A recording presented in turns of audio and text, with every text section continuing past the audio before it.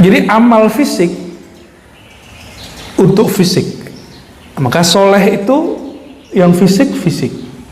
Sholat itu bagian dari amal fisik. Amal saku, amal dompet ngapain?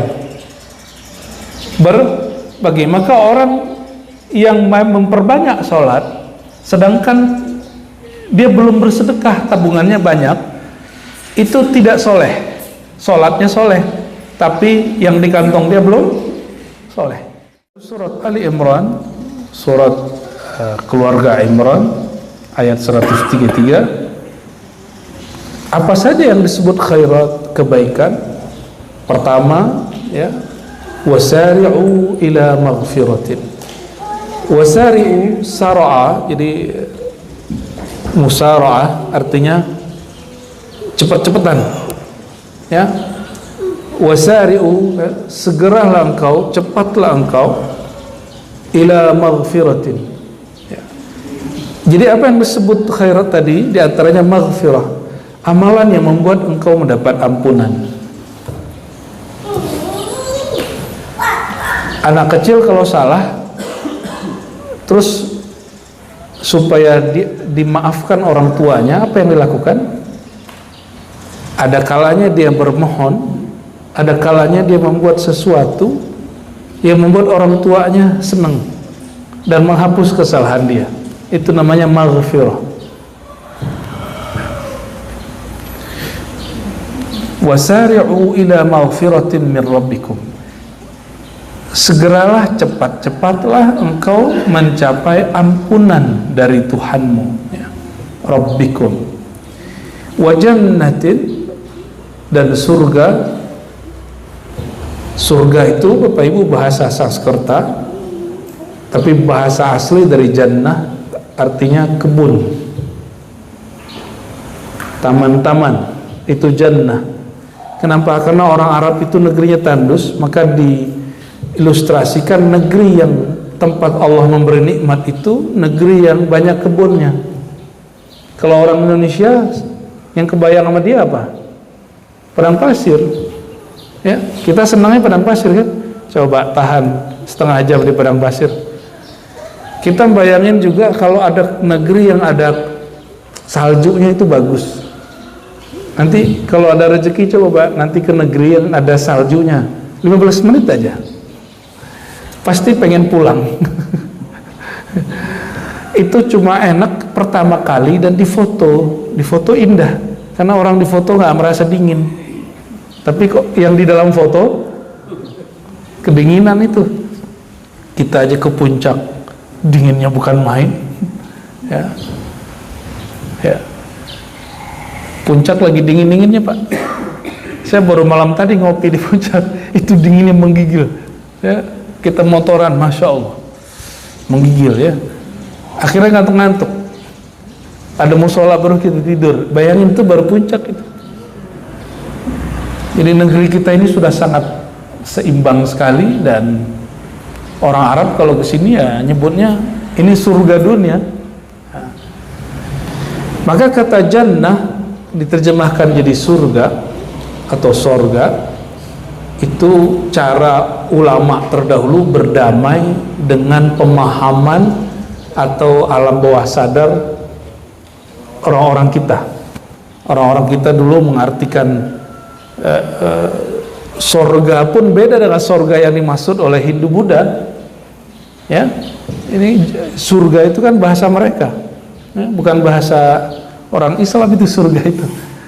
Maka jika ada yang keberatan dengan terjemahan Rob, ilah jadi Tuhan, jangan gunakan kata surga dan neraka, karena surga bahasa agama sebelumnya juga, neraka juga agama sebelumnya.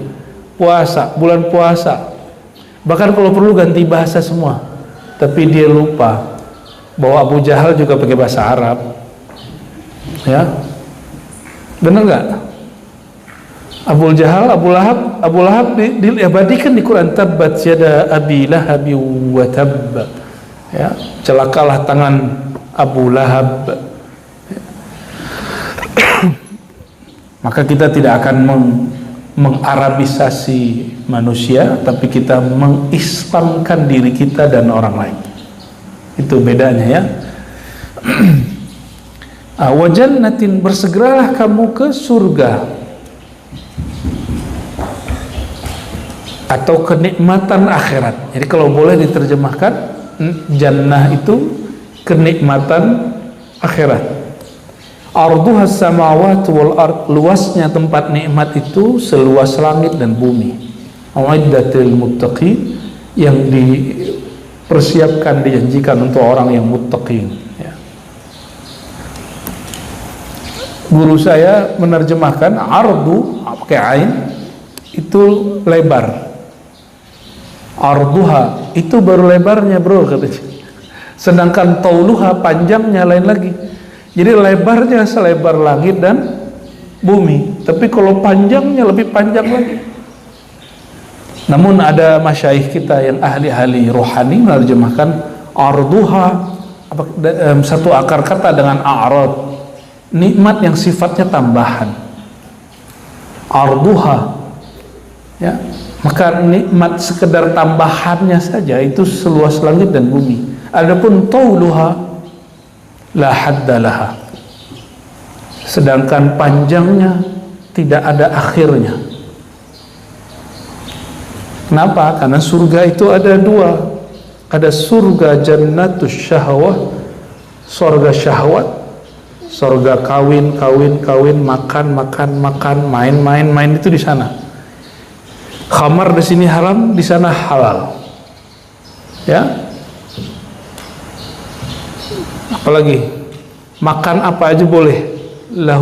Walahum ma yasha'un, apapun yang mereka mau mereka dapat.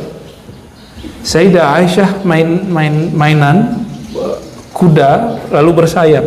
Ini bukti bahwa seni-seni yang meniru binatang, apakah bentuknya ya miniatur, patung-patung kecil, kerja apa ya, semacam handcraft gitu ya, apa,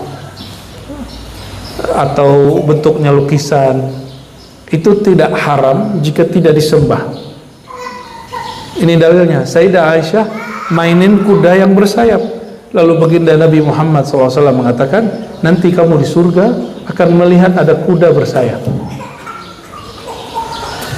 Maka boleh juga diartikan bahwa surga itu apapun yang kita imajinasikan di sana hakiki. Yang terbayang di sini, di sana hakiki.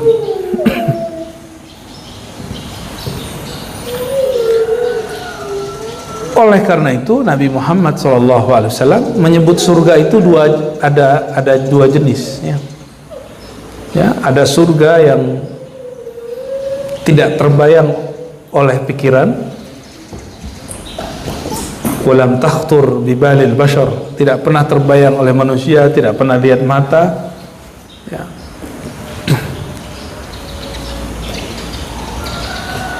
Tapi dia berupa kenikmatan zahir. Namun ada yang kedua, satarawna rabbakum kama tarawna syamsa bila sahabin. Kalian akan dapat nikmat yang lebih besar lagi, itu nikmat memandang yang punya surga.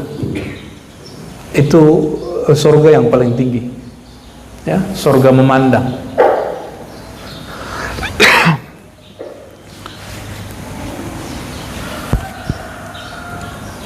Dapat gaji itu nikmat, tapi diundang ke istana itu lebih nikmat lagi. Maka saya punya kiai, dia mengabadikan foto dia dengan Presiden Soeharto, padahal dia pengkritik Soeharto. Yang paling lucu, teman saya mahasiswa bencinya sama Jokowi luar biasa, tapi ketika diundang setelah demo ke istana, itu foto bersalaman dengan Pak Jokowi itu dia simpan dan dijadikan status di WA. Ternyata kalau sudah diundang ke istana lain cerita ya. Padahal pengkritik Jokowi. Itu baru dunia, ya, baru dunia. Sahabat saya seorang pekerja di, ya, pejabat lah di rumah sakit. Dia pensiun lalu diundang oleh Menteri Kesehatan. Itu senangnya bukan main, cuma diundang oleh menterinya. Gimana kalau yang undang Rasulullah Sallallahu Alaihi Wasallam? Ya, Rasulullah itu punya surga sendiri. Jangankan Nabi Muhammad Sallallahu Alaihi Wasallam, di salah satu pengalaman Mi'raj Nabi Muhammad Sallallahu Alaihi Wasallam, beliau dibawa berputar berkeliling terbang oleh Sidna Jibril. Lalu setelah agak lama dan lelah, Nabi Muhammad Sallallahu Alaihi Wasallam dikabari oleh Sidna Jibril, ya Muhammad, itu baru kebunnya sahabatmu Abu Bakar Siddiq. Ya, baru kebun Sayyidina Abu Bakar As-Siddiq. Saya akan Jibril kasih tahu kalau engkau lebih luas lagi. Engkau justru yang punya surga. Syarat masuk surga apa? Dapat syafaat Nabi Muhammad SAW, nggak ada lagi. Maka syafaat Nabi Muhammad SAW itu mutlak. Orang mengira beramal masuk surga, nggak bisa. Mesti dapat syafaat Nabi Muhammad SAW. Hatta, ya, disebutkan, kamu lan tadkhulal jannah la yadkhulal jannata ahadukum bi amali. Hadis sederhana sering kita dengar. Kamu gak masuk surga dengan amalmu. Gak ada orang masuk surga dengan amalnya sendiri. Kenapa? Kalau bapak saudara ibu semua, kita bisa beramal, bisa sholat, bisa haji umroh, itu siapa yang pertama kali mengajarkan? Orang tua, guru orang tua kita dari siapa? Dari gurunya sampai ke siapa? Baginda Nabi Muhammad Sallallahu Alaihi Wasallam. Maka untuk diterimanya amal kita mesti sesuai dengan yang pertama kali ngajarin itu. Jadi kalau hari ini orang mengatakan nggak usah berguru, langsung aja ke kitab dan sunnah. Loh, kitab dan sunnah itu produk orang berguru. Bisa nggak baca Fatihah Bismillah tanpa guru? Nggak bisa. Anak-anak kita baca Iqra pakai guru. Masa ingin memahami satu ayat di Quran nggak berguru, lalu menghina sanad guru-guru ulama-ulama kita yang Ahlus Sunnah wal Jamaah? Itu aneh, bagi saya aneh.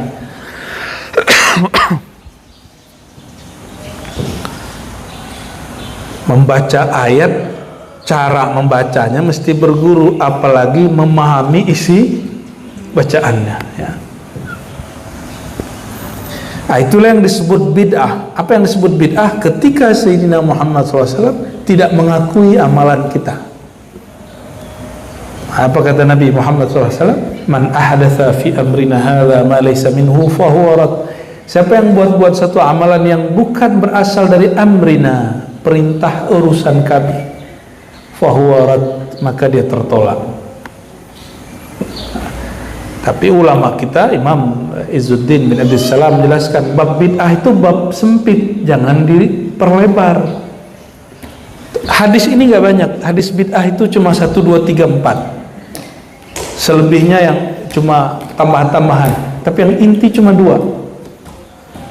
Kullu bid'atin dalalah wa kullu dalalatin finnar. Setiap bid'ah sesat masuk neraka. Yang pertama yang pertama yang tadi. Habis itu yang barusan saya sebut. Cuma 2 itu. Selebihnya tidak terlalu kuat. Lebih banyak kalam sahabat dan tabi'in. Maka ulama kita, imam-imam kita yang ahlu sunnah mengatakan bid'ah itu bab sempit. Artinya perkaranya nggak banyak, masalahnya nggak banyak. Tapi hari ini muncul kelompok yang memperlebar persoalan bid'ah. Yang nggak bid'ah disebut bid'ah. Ini musibah hari ini. Ya, musibah yang muncul di umat Islam hari ini, memperlebar makna bid'ah.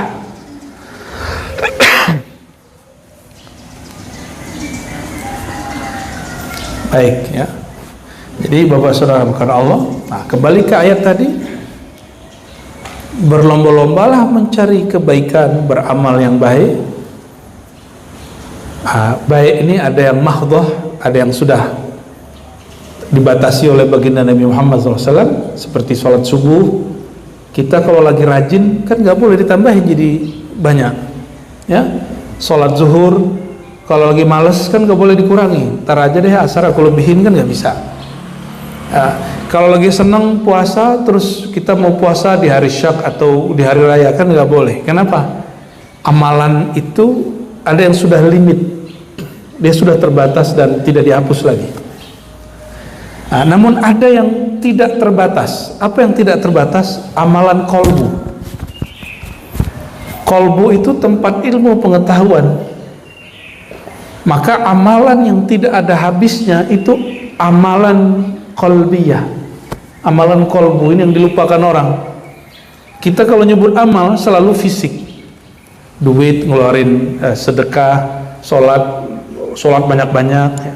Maka kita sering menganggap standar orang soleh itu sholat. Padahal banyak hari ini caleg-caleg yang sholatnya banyak itu stres, karena dia sholat banyak tapi kolbunya nggak sholat. Berarti dia belum sholat. Nih, kita kasih jurus sederhana, kaidah sederhana. Orang yang masih bisa stres, berarti sholat dia belum dengan kolbunya. Karena sekali orang bisa sholat dengan kolbunya, selama-lamanya dia bisa dapat mengendalikan kolbunya. Mau dia anjlok bagaimanapun, dia ingat titik terendah, yaitu waktu sujud. Gak ada orang panik-panik kalau sholatnya dengan kolbunya, ya. Itu sebabnya Imam Bukhari, ya, di Kitabul Iman menyebutkan bahwa amal kolbu lebih mulia dari semua amal. Amal kolbu lebih mulia dari semua amal.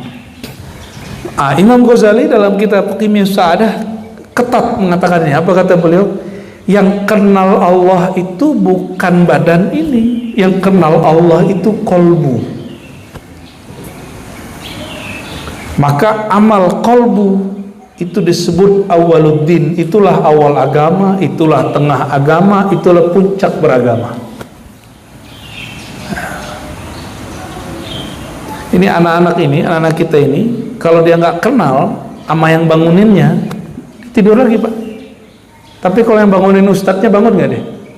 Bangun deh. Kalau temennya bangunin, ntar aja gitu.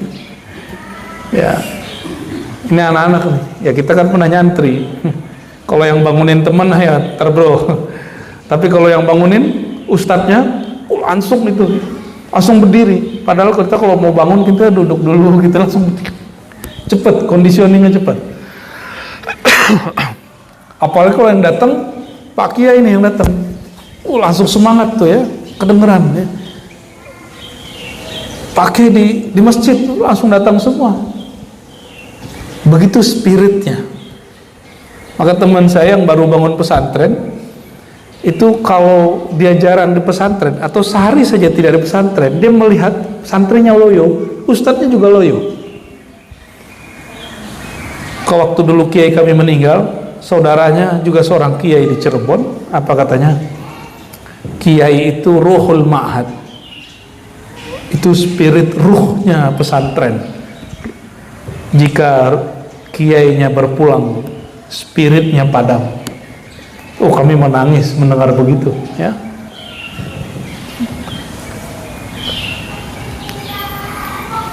Maka saudara-saudari karena Allah, surga yang kita cari bukan surga fisik semata, tapi surga yang di situ ada baginda Nabi Muhammad sallallahu alaihi wasallam, ya. Tadi kita menyinggung bahwa masuk surga bukan dengan amal. Kenapa? Nabi sendiri itu diberikan surga itu atas nama rahmah. Ayyataghammadani Allahu birahmatin.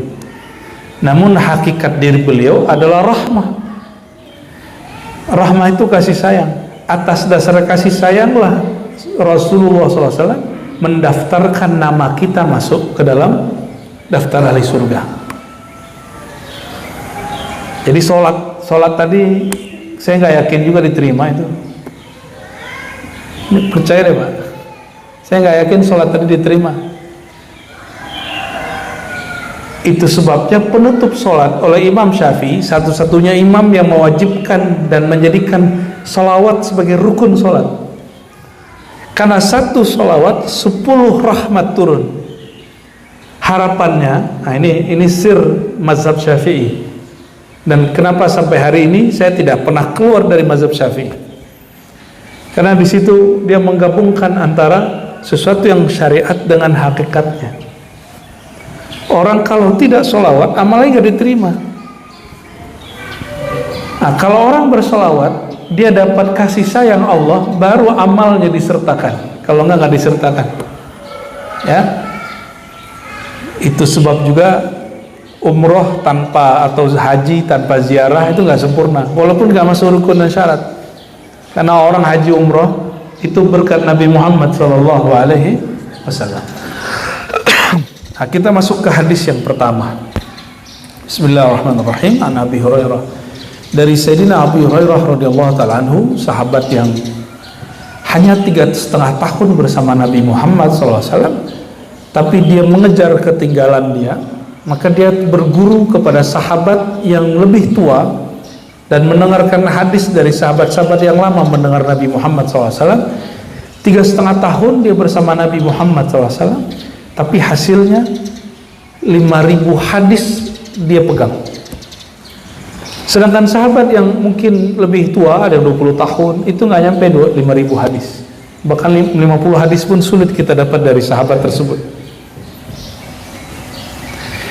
Oleh karenanya Abu Hurairah sangat senang sekali oleh orang-orang tertentu dibully, ya.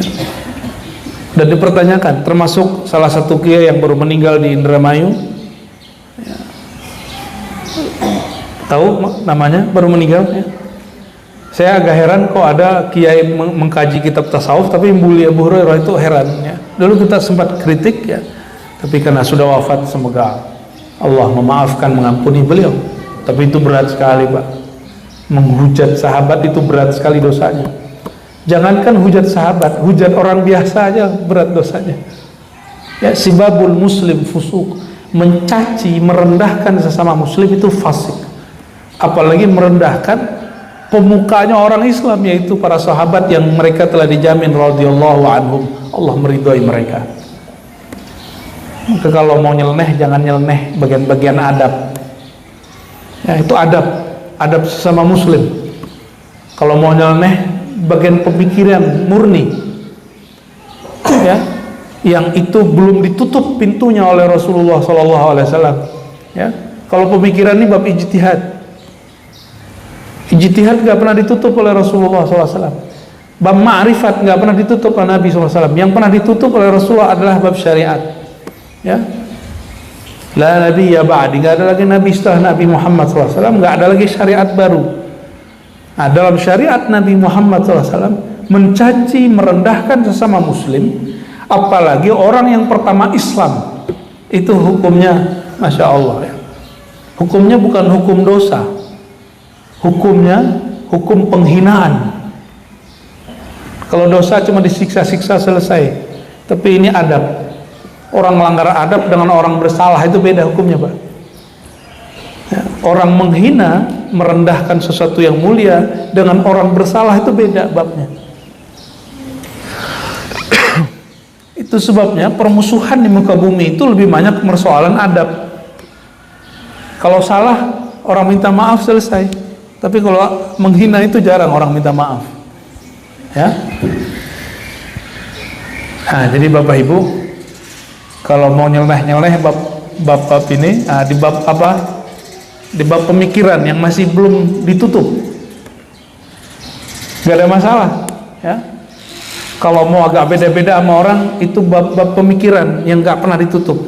Contoh nih, riba haram, betul nggak? Bank ada nggak di zaman Nabi SAW? Maka berbeda dengan orang lain tentang hukum bank itu boleh. Kenapa? Karena bank tidak pernah ada di zaman Rasulullah SAW. Awal BPJS muncul, itu orang haramin BPJS, tapi yang mengharamkan ketika sakit, dibuatkan BPJS semua orang, terus dia nggak bayar, dia bersyukur, sujud syukur sama Allah. Lalu dia mengeluarkan, saya mencabut fatwa haram BPJS. Ya, Betul nggak?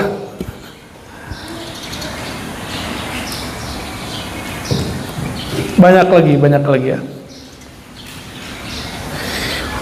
Hadis pertama Nabi SAW dari Sayyidina Abu Hurairah mengatakan, badiru bil a'malis salihah fasatakunu fitanun ka qita'il lailil muzlim yusbihu ar-rajulu mu'minan wa yumsi kafiran wa yumsi mu'minan wa yusbihu kafiran yabi'u dinahu bi'aradin minad dunya.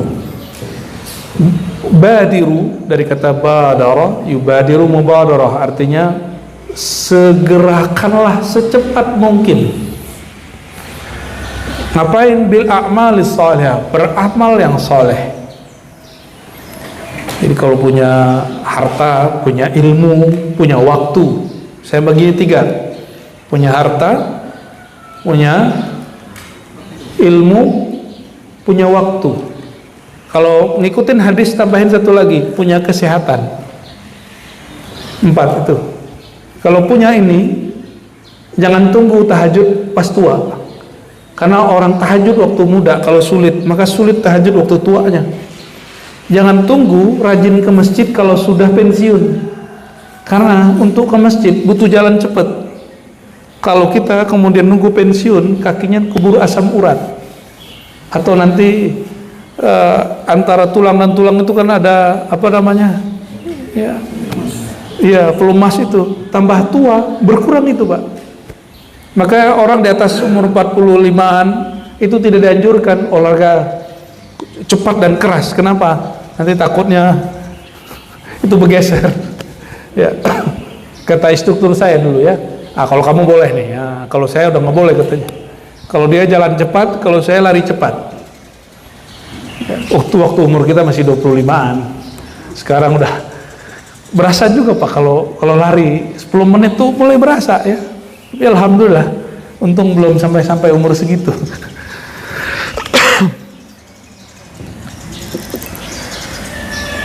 Jadi amal fisik untuk fisik. Maka soleh itu yang fisik. Sholat itu bagian dari amal fisik. Amal saku, amal dompet ngapain? Berbagi. Maka orang yang memperbanyak sholat sedangkan dia belum bersedekah, tabungannya banyak, itu tidak soleh. Sholatnya soleh, tapi yang di kantong dia belum soleh ya. Jadi wirid setiap hari bersedekah, dicicil aja ya, biar gak berasa ngeluarinnya. Kapan orang sadar dia sehat? Kalau dia sakit. Kapan orang sadar hidupnya betul-betul banyak nikmat? Kalau nikmat dicabut. Sebelum nikmatnya berkurang, baik nikmat harta, nikmat waktu, nikmat sehat, waktu duit ada, waktu tubuh kuat, lakukan amalan yang menurut kita berat. Apa yang paling berat? Itu disebut amal soleh. Kalau duit lagi ada, badan lagi kuat, badan sehat, yang paling afdol apa? Amalan yang gabungan antara fisik dan materi.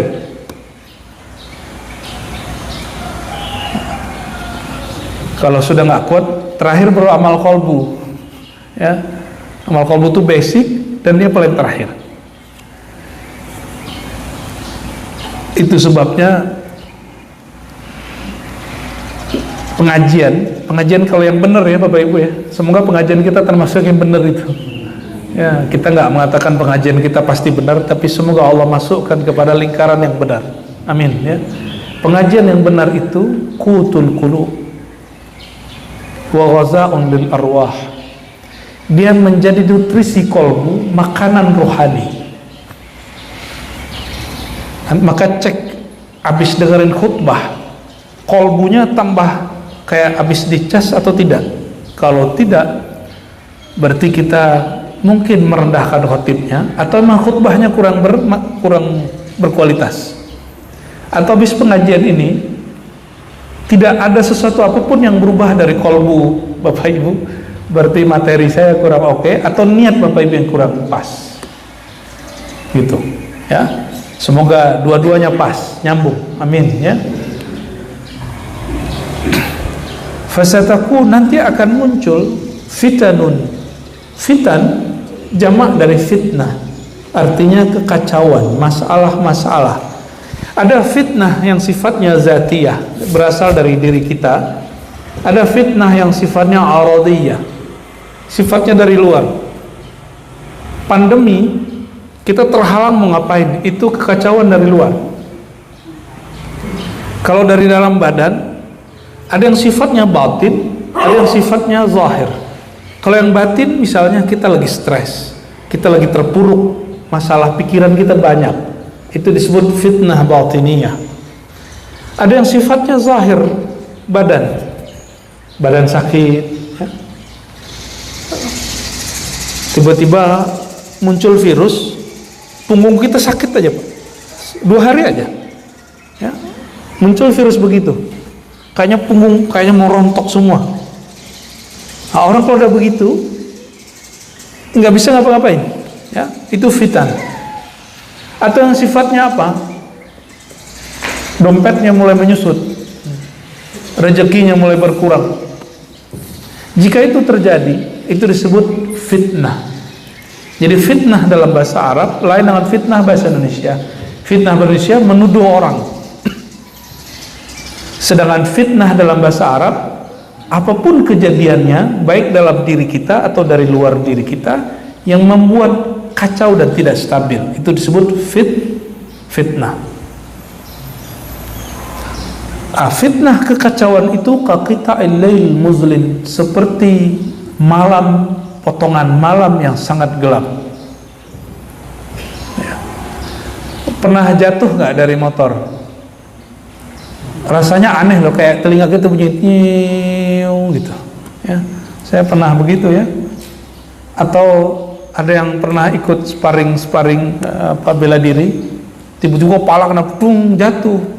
Oh, itu aneh tuh rasanya. Alam tuh kayak aneh gitu ya, dunia tuh kayak berhenti sejenak gitu. Atau pernah pingsan karena penyakit tertentu, bangun-bangun sudah di rumah sakit, itu rasanya aneh ya. Itu yang disebut qita'il lail muzlim, itu pada diri. Yang paling aneh waktu pandemi, saya mau berangkat ke luar negeri Pak, nggak jadi.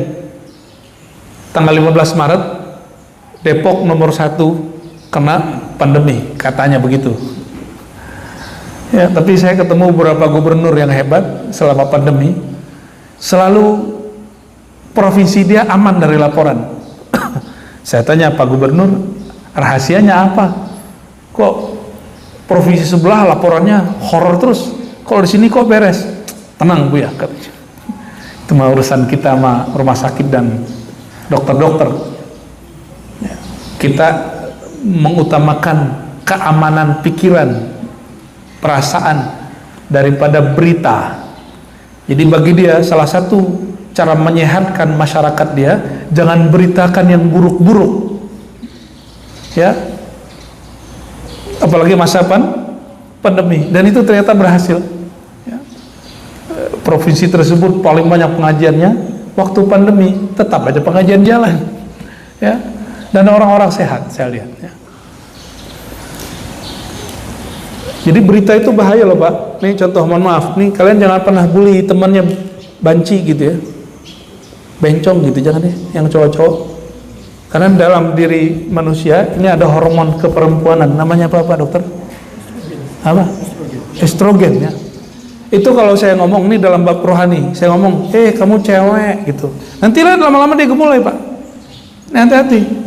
Itu sebabnya berteman dengan orang yang kemayu, kita ikut kemayu.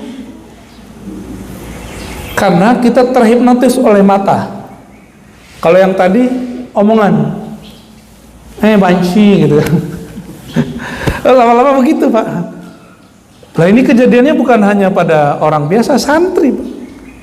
Yang sekarang jadi ustadz, saya kenal itu orang bermasalah secara orientasi seksual. Saya kenal Pak beberapa, nauzubillah min dzalik ya. Itu faktor dulu waktu dia masih remaja, pernah digituin orang atau pernah berteman. Nah, ini banyak terjadi, semoga ini berubah ya pada laki-laki yang sering bergerak di dunia fashion. Karena dia sering melihat perempuan yang gemulai-gemulai, itu berefek pada dirinya. Serius Pak, ya berefek ya. Jadi sudah benar ini ya, santri laki pisah dengan perempuan, tapi tolong Pak Kiai, guru perempuan tetap ada di kelas laki-laki, supaya dia kenal ini loh perempuan. Dan ada pertemuan sekali ya. Bahkan kalau perlu, ini saya agak beda dengan beberapa pandangan teman-teman ya. Bagi saya ada ikhtilat yang boleh, campur baur lawan jenis yang boleh. Salah satunya pas belajar satu kelas.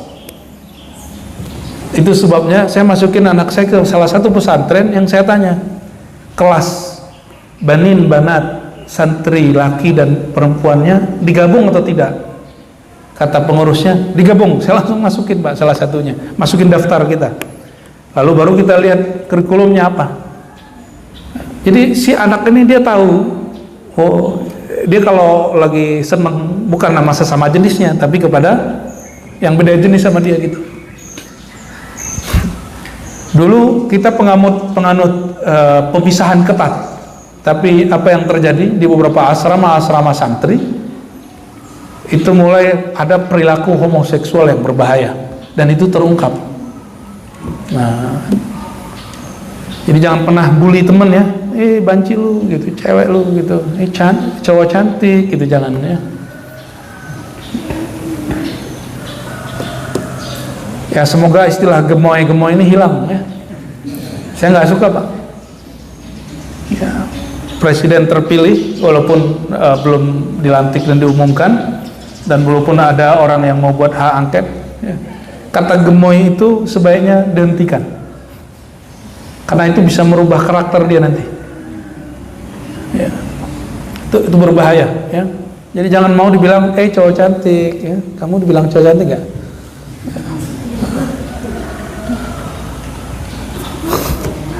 Kekuatan kata-kata itu bisa menumbuhkan, nah nanti bisa dicek secara ilmiah, nanti hormon itu muncul Pak.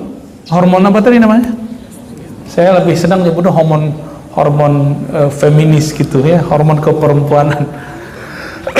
Sama kalau orang bilang ya, kamu keren deh. Wah, itu ada satu hormon dalam diri kita yang membuat kita bahagia dan percaya diri, itu terbit lebih banyak. Nah, itu sebabnya Imam Syafi'i mengambil ilmu ini, ilmu bab niat, lalu beliau jadikan sebagai sugesti, disebut melafazkan niat, talaffuz bin niyah, kekuatan menyebutkan melafazkan niat. Walaupun di hadis melafazkan niat itu cuma satu bab, yaitu bab haji. Haji itu ada labbaik Allahu hajjan wa umratan ya, disebutkan ya Allah, aku berniat menerima, menjawab seruanmu haji dan umroh. Kalau sholat kan nggak ada dalilnya pakai niat, tapi Imam Syafi'i menganggap umroh haji itu amalan fisik, sholat juga ada fisiknya.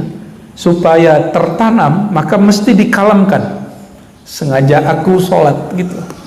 Yang penting baca usolinya jangan setelah takbir.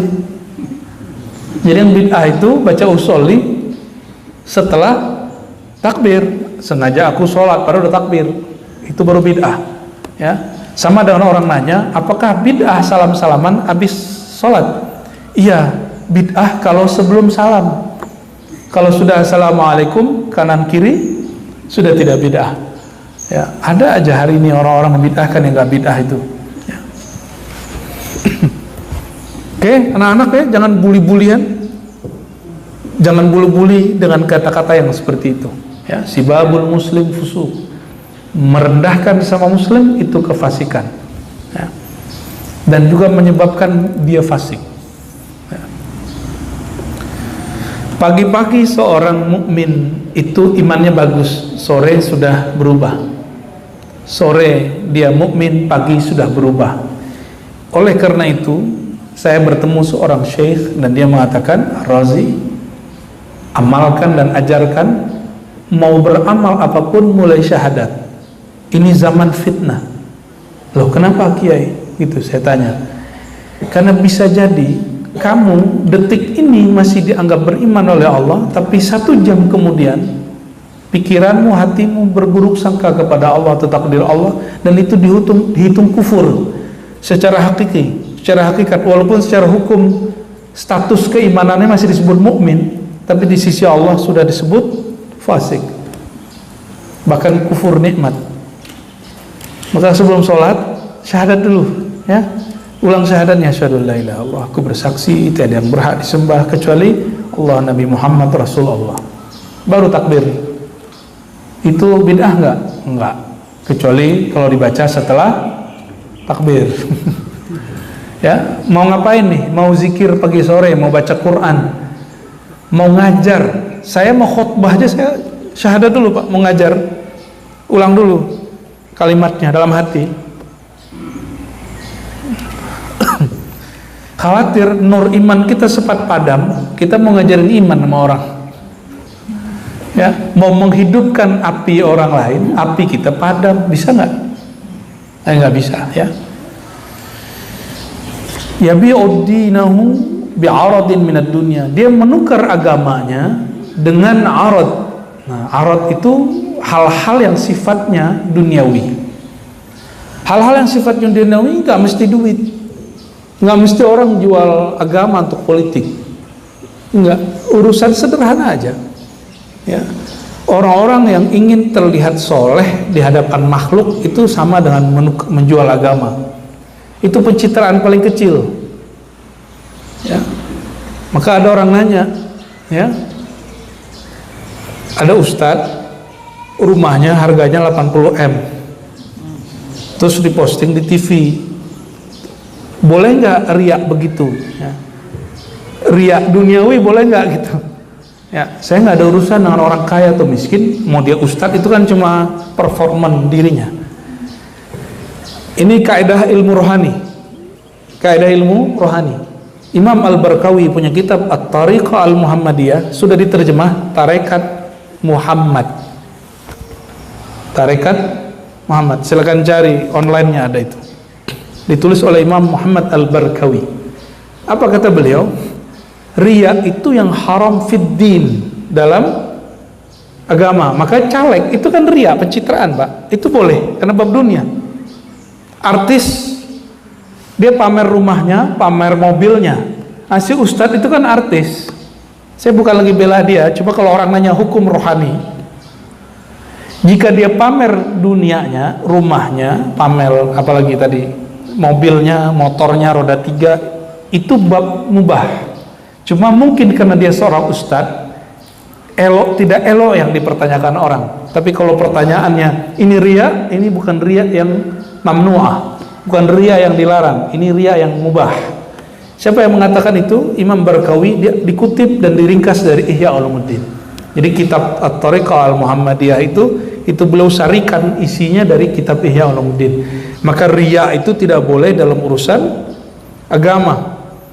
Ini sederhana, kita riya bab dunia. Bapak Ibu senang nggak rumahnya dicat? Rumahnya bagus, senang nggak? Pakai baju bagus, senang nggak? Kelihatan sama orang. Itu riya dunia. Boleh? Boleh. Itu kalau pertanyaan boleh tidak boleh. Tapi elok nggak? Itu bab hubungannya dengan tradisi, adat dan norma tertentu, ya. Jadi jangan ikut terpancing, ya, untuk membicarakan keburukan orang. Kita ternyata pelakunya setiap hari. Kita ingin terlihat seperfect di muka orang. Kalau posting di sosial media, di Facebook atau sejenisnya, itu foto yang bagus dan jelek. Lah apa bedanya? Jadi sebelum kita komentar terhadap orang, perhatiin dulu diri kita sama nggak? Jangan-jangan kita lebih parah dari orang itu. Yang kecil-kecil aja kita posting. Dan ternyata orang senang sekali, ya, di Facebook, sosial media, Instagram, orang kalau nggak posting kebahagiaan, orang posting penderitaan untuk mencari perhatian. Intinya mencari perhatian sebenarnya. Posting apa aja? Kebahagiaan. Yang kedua apa? posting penderitaan. Maka salah satu, saya orang filantropi Pak, ya bertahun-tahun pernah bekerja di dunia filantropi. Filantropi ini dunia narik sedekah. Makanya belajar dari situ, kita buat yayasan pengajian, pesantren tarekat ya. Saya nggak berani fundraising lisan, karena setelah belajar ilmu filantropi, masya Allah ya, cara menggait donatur itu macam-macam. Ada orang yang buka bajunya pas hujan-hujan, terus di pertigaan begini gitu. Ada mak-mak bawa anak kecil, terus sampingnya ada yang main gitar gitu. Itu gaya filantropi. Dan betapa teganya dia bawa anak kecil di panas-panas siang hari. Ya, saya nggak kasihan namanya begitu, karena dunia saya dulu begitu. Dulu kita keluar masuk tempat-tempat begitu. Jadi ada orang yang memanfaatkan suatu yang lain, bahkan lebih dari memanfaatkannya, eksploitasi untuk kepentingan materi dia ya. Dan yang paling kemudian menjadi pantangan kami, jadi dunia filantropi yang sudah dewasa, mereka tidak mau lagi jualan penderitaan ya. Kan banyak yang jualan penderitaan untuk menggait rezeki, benar nggak? Ya, oleh karenanya saya menentang filantropi norak itu ya. Karena banyak orang yang memanfaatkan itu ya. Itu yang kita kemudian besarkan ya. Kita sempat publish beberapa waktu lalu yang menjual penderitaan salah satu saudara kita di Timur Tengah untuk kepentingan kelompok dia, bahkan saku dia sendiri. Baik ya, hadis kedua, dan mungkin ini atau dua hadis lagi lah kita baca pendek ya. 2 hadis lagi biar ganjil, 3 hadis 2 ayat, jadi 5 ya. Dari Sayyidina Abu Sirwa ya, Uqbah bin Al-Harith, beliau mengisahkan. Nah, ini sahabat mengisahkan dia pernah sholat di belakang Nabi Muhammad SAW ya. Saya mencari kiai tua sepuh yang dia pernah ketemu dengan kiai fulan yang umurnya sudah lama sekali, tapi muridnya sampai sekarang masih ada ya. Satu kali saya ke Cibarusah Bapak Ibu, itu musim pandemi, ketemu seorang kiai umurnya 119 atau 120, dan dia dulu ngaji di Mekah tahun 2020 umurnya 119. Berarti dia lahir tahun berapa tuh? 1901. Dan dia ketemu orang yang kalau saya lewat Syekh Fulan, itu jaraknya ke guru yang dia punya guru itu 3 orang. Kalau lihat dia cuma 1 orang. Jadi ya panjang. Kalau lewat dia cuma 1 orang. Dan beliau berwafat 2022 ya, pas umurnya barangkali 120.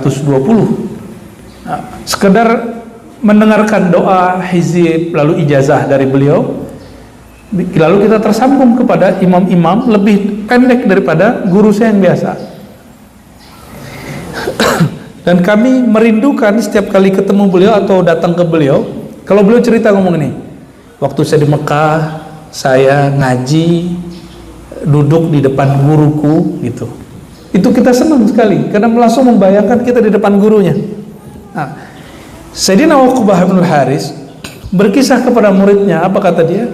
Sallaitu wara'an Nabi sallallahu alaihi wasallam bil Madinati al-asra fasallama. Suatu kali sholat asar, Nabi jadi imam, aku makmum di belakangnya. Ini murid beliau, Sayyidina Uqbah, itu seakan-akan merasakan dia hadir di belakang Nabi Muhammad SAW. Ini penting berkisah. Nah, ini untuk guru-guru, jangan pelit berkisah. Jangan cuma perintah-perintah, ya. Jangan cuma marah-marah. Tapi berkisahlah. Kisah itu masuk ke alam bawah sadar. Nah, yang Ustadz khutbah, mulailah khutbah dengan satu kisah riwayat hadis. Gak usah panjang-panjang. Ya, karena kisah itu lebih gampang diterima daripada orang kemudian marah-marah ya. Summa qama musri'an fatakhatta wa riqaban nasi la ba'di hujari nisa'i. Tapi ini lain, biasanya Nabi selesai assalamualaikum, Nabi zikir sejenak, lalu ngajak orang ngobrol, nyapa para sahabat. Atau Nabi itu lagi ngabsen, ngeliatin siapa yang nggak hadir gitu, tapi zikir dulu. Maka zikir sejenak ba'da sholat itu sunnah. Ya, langsung berdiri pas assalamualaikum, karena nggak suka imamnya ahli bid'ah nih, yang nggak ada Nabi begini nih. Justru itu yang bid'ah, karena dia langsung berdiri. Yang sunnah itu dia duduk sejenak. Mau diikutin bacaan imam atau dibaca sendiri itu urusan dia sendiri. Kalau saya punya wirid sendiri Pak, saya nggak bisa ngikutin imam. Ya, pada asar saya baca hizib nasr dulu, ya, apa hizib bahar dulu misalnya, lalu zikir 100 saya kalau itu imam gampang, lama selesainya. Imam itu mimpin untuk orang yang nggak biasa dipimpin. Nah ini perkataan Imam Syafi'i. Ya, kenapa dianjurkan imam mengeraskan bacaan supaya yang di belakangnya tidak hafal atau tidak terbiasa mengikuti bacaan si imam. Beda dengan Imam Malik. Imam Malik itu yang sholat di Masjid Nabawi waktu itu orang alim semua, maka beliau mengatakan sebaiknya imam mengecilkan suaranya dalam berzikir pada sholat. Apa sebab? Karena setiap makmum punya wirid sendiri. Jadi fatwa itu boleh beda-beda per masa. Ya, sepertinya Indonesia yang cocoknya Imam Syafi'i, ya, benar nggak? Tiba-tiba Nabi keluar, Nabi masuk ke rumah istri-istrinya. Ternyata Nabi ngambil sesuatu, ada satu bungkus, ya, isinya ternyata emas.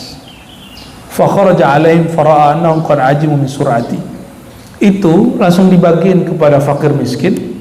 Kenapa? Lagi sholat, terbersit di dalam hati beliau, emas ini mau diapain?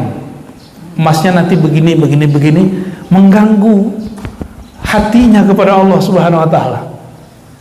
Yang mengganggu ini ba'da sholat langsung dibagi. Coba, ada yang sanggup ngikutin Nabi nggak begini? Ini bab hakikat Pak, ini bukan bab syariat. Jadi hadis ini bab secara syariat. Orang kalau sholat mulai dari takbir, niat takbir sampai assalamualaikum, urusan pikirannya kemana nggak diurus sama syariat. Yang ngurus itu ilmu thariqah dan ilmu hakikat. Maka sekarang sudah wajib orang belajar thariqah. Kenapa? Karena dari kecil kita cuma belajar cara sholat zahir, tapi kita nggak pernah belajar secara sholat batin. Nabi SAW secara batin terganggu oleh tabungannya satu keping emas, langsung dibagi-bagi. Ya, zakartu syai'an min tibrin indana faqaritu ayyahbisani fa'amartu bikismatihi. Kata Nabi SAW, aku terlintas kepikiran sesuatu lagi sholat, lalu katakan kepada istriku, bagi ini. Gak sanggup kan yang punya tabungan? Gak sanggup kita. Ini bab hakikat. Sedangkan bab syariat, tabungan 2,5% per tahun. Jika sampai nisab, gak sampai nisab juga enggak. Begitu Islam itu rapi, jangan bersedekah kalau nggak sanggup. Sanggupi dulu diri kita baru berbagi, gitu maksudnya. Ada yang sanggup? Kepikiran motornya dibagi. Ada yang sanggup? Kepikiran mobilnya disedekahin. Ada yang sanggup? Nggak ada yang sanggup. Makanya wallahu yatawalla bisarair. Yang berhukum syariat langsung Allah. Tapi secara syariat kata Nabi Muhammad SAW, ana atawalla bizawahir. Walaupun hadis itu sampai derajat sahih, tapi ulama ahli usul fikih mengatakan ini benar. Aku berhukum syariatku hanya syariat yang zahir-zahir. Ya, lagi ruku nih kelihatan pakai sarung BHS. Ya, wah keren nih gitu. Karena itu Pak, mesti dibagi itu kalau ngikutin hadis ini. Ya, pakai jilbab yang bagus, lagi sholat pakai apa, mukena yang bagus, waktu sujud terlihat, wih keren ya motifnya gitu. Itu mesti dibagi tuh kalau ngikutin ilmu. Ya, nah, namun untungnya syariat itu rahmat. Syariat itu rahmat. Maka orang kalau ngomong hakikat bisa kasar. Saya ditunjukin teman saya video seorang YouTuber yang bilang, kalian para kiai, Tuhan kalian tai, katanya. Tuhan kita disebut tai. Kalian katanya bersaksi, apa yang kau saksikan?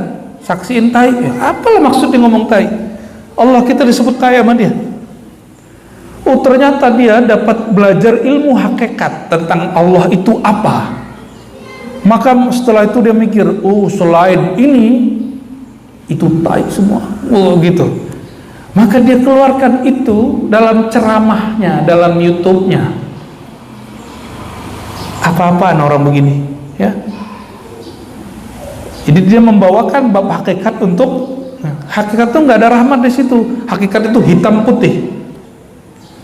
Selama ini saya mengira bab syariat itulah hitam putih, ternyata enggak. Syariat itu semuanya keringanan. Coba cek semua yang kita amalkan itu setelah diringankan oleh Allah. Asbab Nabi Muhammad SAW. Sholat yang tadi 50 sekarang jadi cuma 5. Zakat yang tadinya sekian sekarang cuma sekian. Ya, semuanya dimudahin. Zikir yang tadinya sekian cukup 33, 10 gitu. Jadi semua yang kita amalkan sekarang itu efek rahmatan lil alamin. Ya.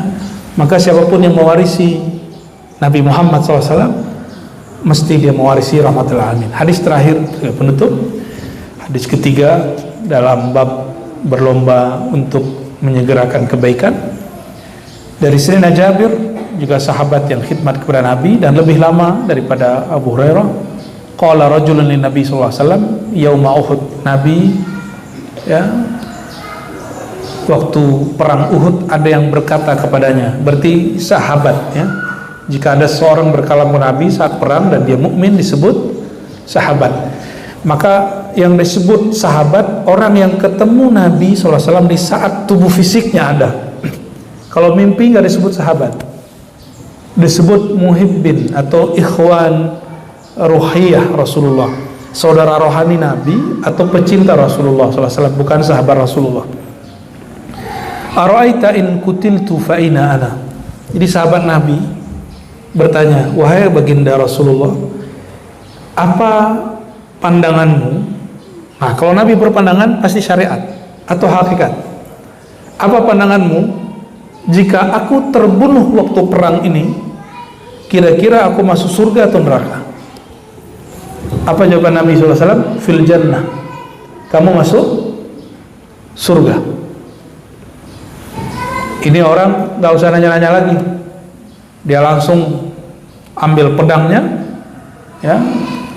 Ternyata orang ini mirip-mirip kayak ilustrasi film kartun anak-anak yang ngomong santai sambil makan, sembari makan terus ngomong, ya. Nah, kamu gimana? Itu ketika dia makanan yang dia sedang makan dia buang, lalu dia ambil pedangnya dan dia langsung ke medan perang, ya. Fa'alqa tamaratin kunna fi yadihi. Dia lagi makan kurma. Itu kurma dia buang. Summa qatala hatta qutila. Lalu dia berperang sampai terbunuh. Jadi sahabat ini gak nanya. Kalau kita kan nanya. Pertanyaan kita supaya sedekah zakat yang tadinya 2,5% kalau bisa dikurangi lagi, ya. Jadi sekian lama saya di dunia filantropi, Bapak Ibu, kalau kita buat training atau buat daurah tentang zakat, itu pertanyaan 70% orang-orang kaya pertanyaannya apa? Bagaimana caranya supaya benda-benda objek wajib zakatnya itu tidak kena zakat? Jadi mirip kayak orang mau pajak biar nggak kena pajak terus cari konsultan. Dikira saya konsultan zakat yang bisa, ya, meloloskan barang-barang nggak kena zakat. Ya, secara fikih kita jelasin ini barang kena zakat nih enggak. Nah, ibu-ibu paling seneng dalam satu pemahaman fikih, perhiasan yang emas yang jadi perhiasan nggak wajib kena zakat. Maka mereka ibu-ibu kebanyakan nggak mau nyimpan emas batangan, nyarinya yang perhiasan supaya nggak kena zakat. Banyak sekali, ya. Ketika kita jelasin begitu, gilangnya bukan main. Udah kebayang tuh mau beli apa aja. Ya. Beda dengan sahabat Nabi. Ya, maka Nabi SAW, ilmu ini dipakai oleh Ustadz Yusuf Mansur, tapi saya nggak tahu apakah dipakainya lurus atau tidak lurus, itu urusan dia. Tapi metode dia itu top, itu gaya Nabi. Metode yang dipakai. Ya, Yusuf Mansur itu Ustadz Yusuf, atau canda teman kita Ustadz Ucup gitu ya. Waktu masih oke-oke dulu Pak, sekarang kan urusannya bisnis, itu urusan dia. Tapi bab zakatnya, cara dia narik orang sedekah, wah itu keren sekali. Saya baca hadis, nggak pernah paham hadis itu sampai melihat Ustadz Yusuf Mansur begitu Pak. Kita ngaji hadis udah dari tahun berapa gitu ya, dari sebelum 2000 kita udah ngaji hadis sama guru kita ya, 2004 masuk ke kitab induk yang 6. Satu bab yang saya nggak ngerti tentang Nabi SAW ngomong pas hari raya. Jadi habis khutbah di kalangan laki-laki, karena umat Islam tambah banyak, Nabi 2 kali khutbah. Habis khutbah laki-laki, Nabi kemudian khutbah balik belakang, karena nggak ada mic, nggak ada mikrofon. Salah satu penggalan khutbah Nabi, apa kata Nabi SAW? Wahai perempuan solehah mukminah, kalian ini jika ingin terjaga dari neraka, karena aku melihat kebanyakan penduduk neraka itu perempuan, fatasaddaqna, maka bersedekahlah, apa yang kalian punya keluarkanlah, detik ini juga keluarin. Itu ibu-ibu antingnya dicopot, yang di sini dikeluarin, dia bawa apa dikeluarin semua. Ada yang kemudian rumahnya dekat, dia pulang ke rumahnya dia ambil semua, langsung diserahin ke Nabi SAW. Nabi bersama Bilal. Nabi nggak bawa cowok yang ganteng-ganteng banget ya, carinya yang Bilal, yang kalau senyum cuma giginya yang kelihatan, tapi akhlaknya dan suaranya lebih gagah dari semua laki-laki yang ada zaman itu. Begitu Nabi SAW menjaga hati perempuan. Tapi cash detik itu juga perempuan-perempuan di zaman Rasulullah SAW sedekah tanpa mikir. Ini hadisnya. Karena mereka cash, kalau Rasulullah mengatakan kami dijaga dari neraka, berarti benar terjaga.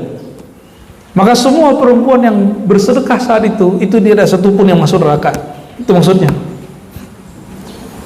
Jadi hampir semua dari pojok sana sampai pojok sini nggak ada yang nggak sedekah, semuanya sedekah. Yang nggak punya, dia lihat ada kurma di tangannya, maka dia bagi ke temannya. Nah, ini teman-teman nih, kalian jangan suka nyimpan makanan, berbagi sama teman. Ya, di pesantren, di asrama, jangan pernah numpuk makanan. Apa kata Nabi SAW? Kalau bukan karena Yahudi, maka makanan tidak akan busuk. Nah, ibu-ibu, kadang-kadang saya lihat banyak ibu-ibu yang suka numpuk di kulkas dan tidak suka berbagi. Pas sudah seminggu udah busuk. Udah busuk baru dibagi, gak begitu. Kalau ingin berbagi saat masih kita senang-senangnya. Nah, apa amalan paling afdal? Amalan yang kita lagi senang-senangnya, lagi cinta-cintanya, lagi nafsu-nafsunya matu barang, lalu kita berbagi. Itu yang bisa menebus alam sana, menebus kemurkaan Allah Subhanahu wa taala. Ya, semoga Allah Subhanahu wa taala ridhoi yang kita lakukan. Allah ridhoi pengajian pagi ini, meskipun sekali sebulan. Semoga kerinduan kita kepada Rasulullah SAW terobati ya, bukan kepada guru saja. Guru itu hanya mewarisi ilmu Nabi SAW, maka rindu kepada guru teruskan ini rindu kepada Rasulullah SAW ya. Na'udzubillahi minasyaitonir rajim. Bismillahirrahmanirrahim. Allahumma rahmanir rahim ya karim ya azim ya alim ya alim ya khabir. Allahumma ya Allah salli ala Sayyidina Muhammad wa ala ali Sayyidina Muhammad. Ya Allah, sampaikan salawat, salam, rahmat Engkau kepada Nabi Muhammad sallallahu alaihi wasallam. Allahumma ya muqallibal qulub, wahai yang membolak-balik hati kami, tetapkan hati kami ya Allah alal iman wal islam wal ihsan, untuk menyempurnakan keislaman, keimanan dan ihsan kepada Engkau. Allahumma ya muqallibal qulub, tsabbit qulubana ala dinika wa ta'atik. Ya Allah, Engkau maha tahu hati kami berubah-ubah, hati kami tidaklah istiqamah.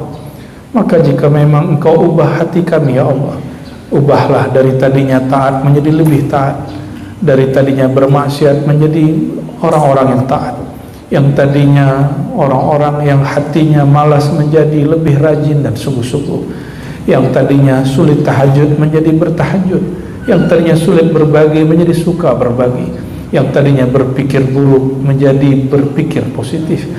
Allahumma ya Allah, jiwa kami sangatlah gelap, ambisi kami, emosi kami tidaklah teratur. Maka ya Allah, ubahlah jiwa kami, hati kami yang tadinya tidak baik itu menjadi lebih penyabar, menjadi lebih ikhlas. Allahumma ja'al buyutana min raudatan min riyadil jannah. Ya Allah, jadikan rumah kami, lingkungan kami salah satu potongan dari kebun-kebun surgawi. Allahumma ya Allah, ya man ya'lamu ma fis samawati wal ard, ya man ya'lamu ma fis sudur, ya Allah yang maha mengetahui apa yang di langit, di bumi, bahkan yang di dalam kalbu kami. Engkau maha tahu ya Allah isi hati kami. Engkau maha tahu solat kami tidak khusyuk ya Allah. Engkau maha tahu kami beramal kurang tulus ya Allah. Maka bantulah kami, a'inna ala dzikrika wa syukrika wa husni ibadatik. Bantulah kami untuk senantiasa mengenal Engkau, mengingat Engkau, ikhlas kepada Engkau. Bantulah kami ya Allah untuk husnul khatimah. Bantulah kami supaya dapat mensyukuri nikmat-nikmat Engkau. Allahumma rabbana atina fid dunya hasanah wa fil akhirati hasanah wa qina adzabannar.